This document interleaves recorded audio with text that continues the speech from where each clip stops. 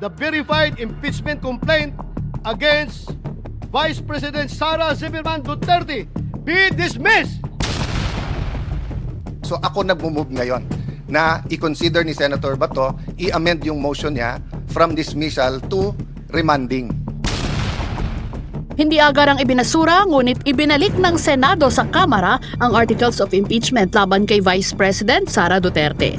18 senador ang bumoto pabor sa remand, 5 naman ang tutol at nais na simulan na ang impeachment trial. Solusyon ito ng Senado matapos isulong ni Senador Ronald Bato de la Rosa ang outright termination o dismissal ng impeachment complaint na sinusugan ng senador na kaalyado ni VP Sara.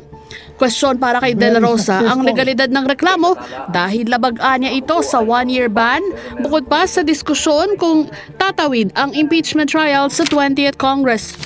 Kinontra ng mga senador ang agarang pagbasura ng impeachment kaya't nagbungkahi si Senador Alan Peter Cayetano na ibalik ang articles of impeachment at sagutin ng Kamara ang dalawang issue. Nais ng Senado na sagutin ng Kamara kung walang nalabag sa konstitusyon ng articles of impeachment at ang pahintulot ng 20th Congress at intensyon na magtuloy ang paglilitis sa susunod na Kongreso. Ang Kamara hihingi ng klarifikasyon bago sagutin ng kautusan at nanindigang premature sa ikalawang bilin dahil hindi pa nakaupo ang 20th Congress. Para patunayan namang hindi ibinabasura ang reklamo, naglabas ang impeachment court ng summon para sagutin ni VP Sara ang reklamo sa loob ng 10 araw. Dahil sa unprecedented move na ito ng Senado, kani-kaniyang opinion din ang mga legal luminaries at mga constitutionalists. May nangangatwiran na wala sa mandato ng Senado na ibalik ang reklamo sa Kamara dahil ang itinatadhana lamang ng konstitusyon ay maglitis at magbabadang desisyon. Mayahalin tulad ngayon ang impeachment sa isang bola na pinagpapasapasahan. Malibang may kumwestiyon at magbigay ng posisyon ng Korte Suprema sa issue, wala pang aasahang solusyon para resolbahin ang impeachment. Sa halip na matuldukan na ang issue ng impeachment, tila